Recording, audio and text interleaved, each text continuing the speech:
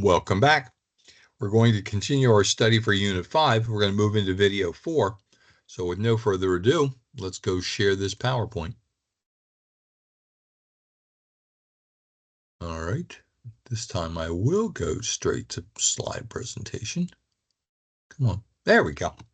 All right, so this is continuing our work in primes and composites. I kind of like this. Your author shows it as an alternative approach to finding prime factorizations. If you don't want to do factor trees, he uses this and he says it's the birthday cake method. So you'll see what's going to happen. All right, so we're going to find the prime factors for 260. All right, so first of all, we'll go with 2. All right, and you can say, well, all right, well, it's 2 times 130. And then you just kind of continue busting down the 130. So 2 is another factor of 130. And that's how the 65 got in there. And if you say, well, dang, I don't think 2 will divide 65, but 5 will. So you just keep running this son of a gun until you get down to the bitter end where you've got a 1 left over. And what we would realize is it kind of does look like the tiers of a birthday cake, I guess. It's kind of upside down. 2 and 2 and 5 and 13 would be the prime factorizations for 260, 2 squared times 5 times 13. If you like factor trees, just stay there. I just thought this was worth a second look. You'll see something else later on I really do like as we look at greatest common factor and least common multiple. So I like having different things that we can make sense out of. So I like it. You can use it if you wish. Okay, 2 squared, 5, 13. I don't know, honestly, how much I want to get into this. How many factors does a given number have? I went and considered it pretty hard here. If it gets to be something that causes a lot of headaches, don't get too stressed about it.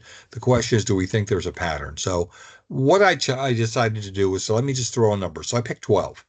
I said, how many factors does 12 have? Well, 1's a factor, 2's a factor, 3 is a factor, 4 is a factor, 6 is a factor, and 12 is a factor. So if you count them, there are 6 factors of 12. Okay, well, that wasn't too painful. So I was just in exploration mode. I said, all right, what about 24? Well, 1's a factor, 2's a factor, 3 is a factor, 4 is a factor, 6 is a factor. Okay, count them all up. Looks like there are 8 factors for 24. All right, so you see what I'm doing here. I just keep popping that number times 2. And if you list all the factors for 48, you'd see 1, 2, 3, 4, 6, 8, 12, 16, 24, 48. It looks like there are 10 factors of 48. And again, this wasn't a particularly painful discourse. I don't know that you would discover the rule. All right, and now this slide's in front of you. I'm not sure you even want to see the rule.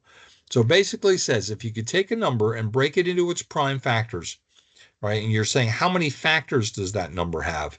It has to do with the powers on the individual primes. In this case, that's the n and the m. All right. And basically the premise is if we add 1 to each of those and then multiply those results together, it will determine for us how many factors the given number has.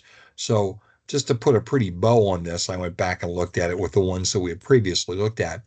For 12, if you remember, we had found that there were 6 factors. So the prime factorizations for 12 is 2 to the second times 3 to the first. So I'll take each of those powers that I've so elegantly circled and I'll add 1 to them. And I'll multiply 3 times 2 and I'll get 6. And holy cow, the number 12 does in fact have 6 factors. Continuing the same challenge, the prime factorizations for 24, 2 to the third times 3 to the first. Again, add 1 to each of those powers. That's how the 4 and the 2 got there.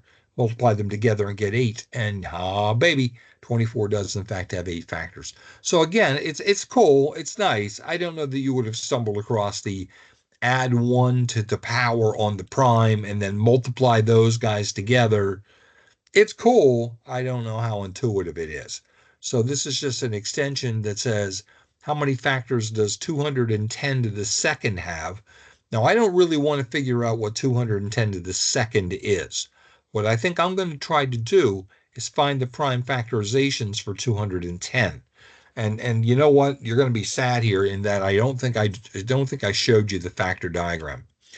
210 has prime factors 2 times 3 times 5 times 7. So 210 to the second would have a prime factorization of 2 times 3 times 5 times 7, all to the second power. Well, you know what that is? That's 2 squared, 3 squared, 5 squared, 7 squared. So the extension on the look that we just considered was grab each of those powers and add 1. All right, now those powers are all 2's. So if we add 1, we're going to get a bunch of 3's. So we're going to get 3 times 3 times 3 times 3, and that's 81. So without actually figuring out what the numeric value of 210 to the second is, we are now able to determine that that number would have 81 factors. It's cool. I just don't know how intuitive it is. If you are trying to decide whether a number is prime, you only need to check numbers for factors that are less than or equal to the square root of that number. So if your number is maybe 144, you're thinking, wow, man, I got to watch out for big numbers as factors. Actually, you'll find all of the primes if you consider numbers that are less than or equal to the square root of that number. So if your number was 144, you only have to go up to 12 in terms of finding factors.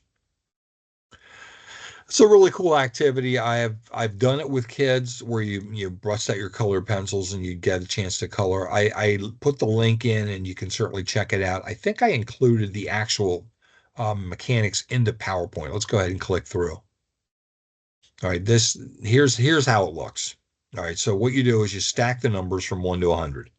All right, and then you say, well, 1 isn't prime, so you throw it out. All right, 2 is prime, so you circle 2, and then you'll cross out all of the other multiples of 2. Okay, so we got rid of 1. So what did you do, Dal? I circled 2 because it's prime, and then I slashed out every other multiple of 2 because they can't be primes. 3, though, is prime, so I'll circle 3, and then I'll continue by crossing out every multiple of 3 because they can't be primes. 5 is prime, I'll circle 5, and I'll cross out all the other multiples of 5 because those other multiples can't be prime. And in a similar fashion, we'll do 7. We cross out the multiples of 7. All right, 9 is not prime. We already got rid of him. We'll do 11. And what you saw there was the actual remaining primes that are smaller than 100. So the sieve of Eratosthenes is a nice little mechanism whereby kids can discover the prime numbers from 1 up to 100. And that, my friends, takes us to the setup for assignment 5B, a collection of problems from section 4.2 in your textbook. So grab your paper, crank out some PDFs, and shoot them back to the Dropbox. And that, my friends, ends video 4 for Unit 5. We'll be back soon with video 5. See you then.